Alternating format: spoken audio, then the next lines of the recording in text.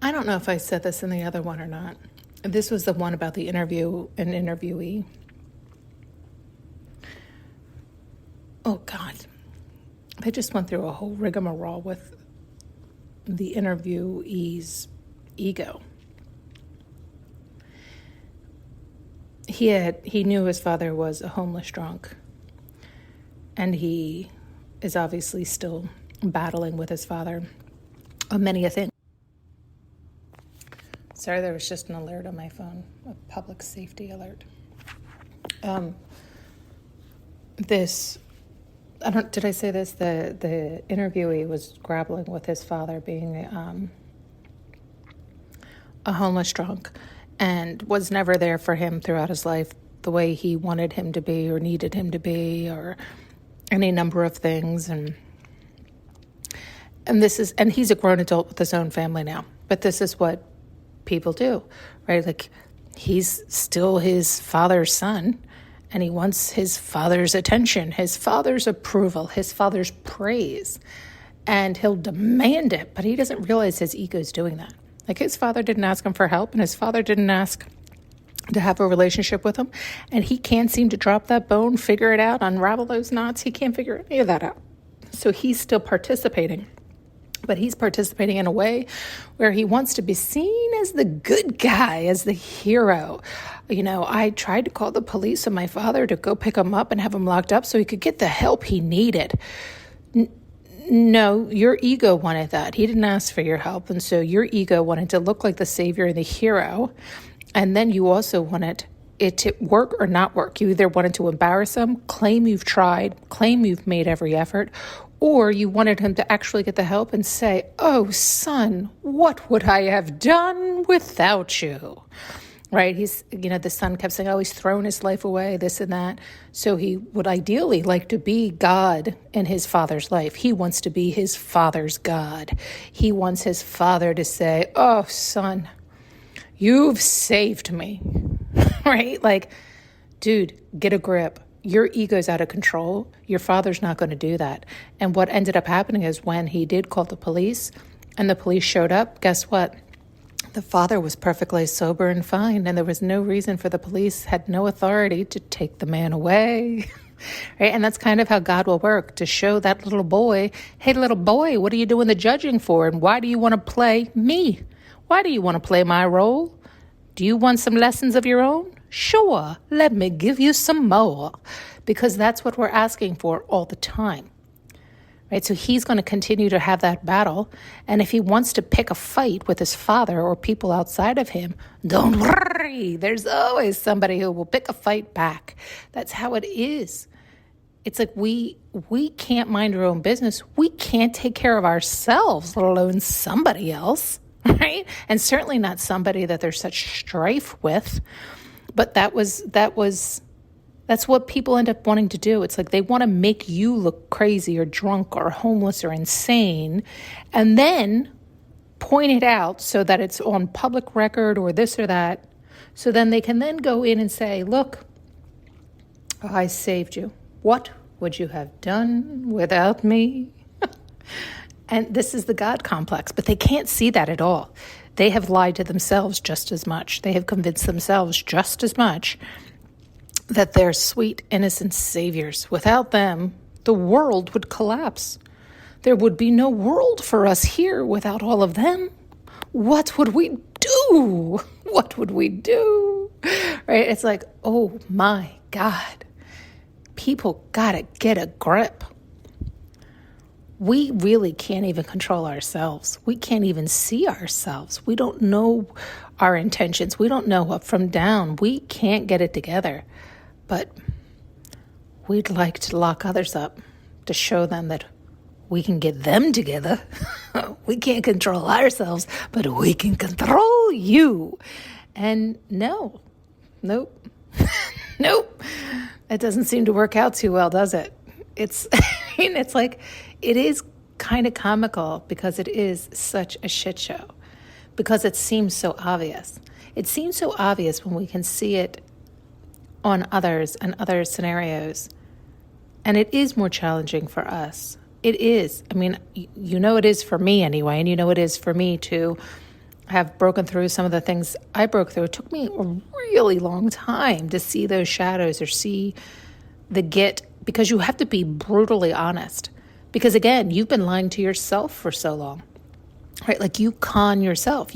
Like this kid is convinced himself he is a good guy and that he's doing everything he can and he's taking responsibility. I'm not blaming him. He has the lingo down. He has the lingo down, but his lingo, his awareness enough allows him to manipulate enough to keep going in the same direction. He's simply manipulating himself to maneuver in the same direction. It's like he's picked up the lingo to convince himself. I still don't know if I said that clear enough or correct enough or in a straight line. It's like people are just continually lying. I don't know when or if he'll ever be able to look in the mirror and realize the monster he is. Like we all got to see our own monster in us. Either accept it and continue to let it run its show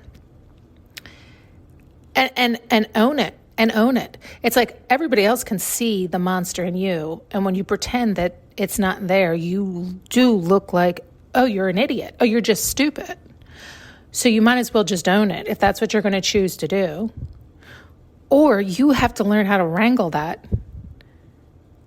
and actually make the shift, make a change, recognize it so that you actually change. Well, to actually change, you actually have to forgive yourself and come to the present moment and have the courage to stay in the present moment.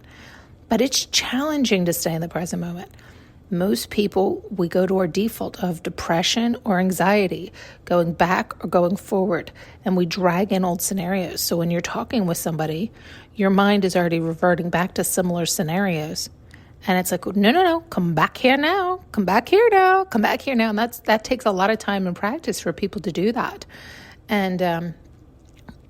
And again, you can watch it. Like when I was watching it in real time, it was like, oh, he's somewhat aware. He definitely is not educated on it at all, but he's somewhat aware of all these dynamics. He has enough lingo, enough verbiage around it to, it's like pretend to know. Like I think he said at one point, I'm not blaming him, or I'm not excusing my behavior, right? It's like, it's the fake accountability. I say it's fake because, honey, that is the tip of the iceberg, and to announce it to everybody is just not it. And he's just not even close to there. But that's part of the problem with the public eye, isn't it? It's almost like who you playing for, who you pretending for. That's part of the problem. It's like, who's the show for? Do you know what I mean? It's like we end up forgetting we're trying to heal for ourselves. Like, it's like, hello. And yet,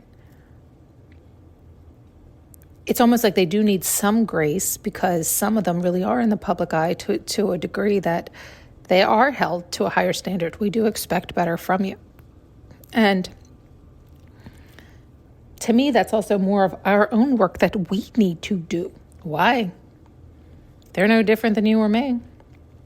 As a matter of fact, they probably have a boatload more problems because they're in the spotlight. So they probably have even more to untangle. But nowadays, I feel like everybody's somewhat in the spotlight. It's like nobody has pure peace and privacy. Not like we once did. So we're all normalizing and adjusting to that, which is good in that sense, because the more we adjust to it, the more we normalize it, the more people are, then it can allow you to just be you, because you can go back to who gives a fuck, whether you're on camera or off camera, seen or unseen. It's all the same. It's no longer, quote, special, or I don't know, which I think can be, again, used to our benefit. I think that can be a benefit because people can drop the masks. Like, you don't have to pretend for anybody. Nobody gives a fuck. You're a 15-minute of fame. Even if everybody knows you for the rest of their life, It's like people have lost interest. You can only hold their interest for so long. Again, I'm implying that as a good thing. Yet, I don't know.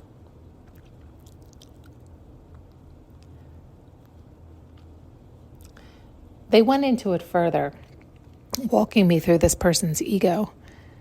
And it is massive. And it is sad. It is sad. Only because I've been there, and it does hurt.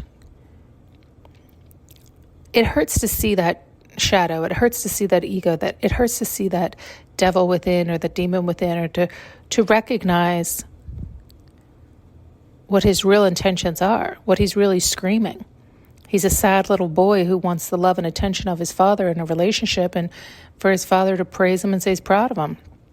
And instead he didn't get that, so he's furious and angry and has such deep-seated anger and hatred towards his father, and yet has the duality of, at the same time, still wants his father to love him and say how great he is. And his father just doesn't have the capacity to do it because his father has the same problems his son has. But his have been deep-seated and longer cemented in than his son. So however old his son is, take that amount and add it. So if this kid's in his 30s, 40s, his father has 40 years more of the same bullshit, eating the same resentment and anger, bitter stew.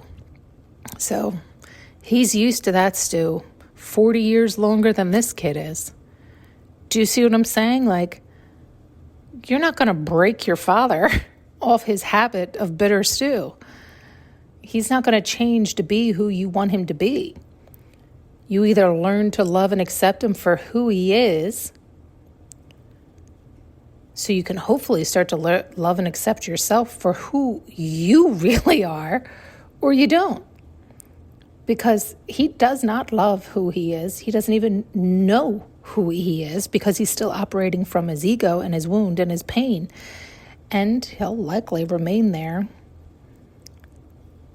I was going to say forevermore, but I don't know. I mean, the way this kid's talking and his ego's so big and so certain, I imagine at least for another 20 years. But what do I know? What do I know? Thanks so much for tuning in and listening. You can now purchase an audio journey with me using the link below.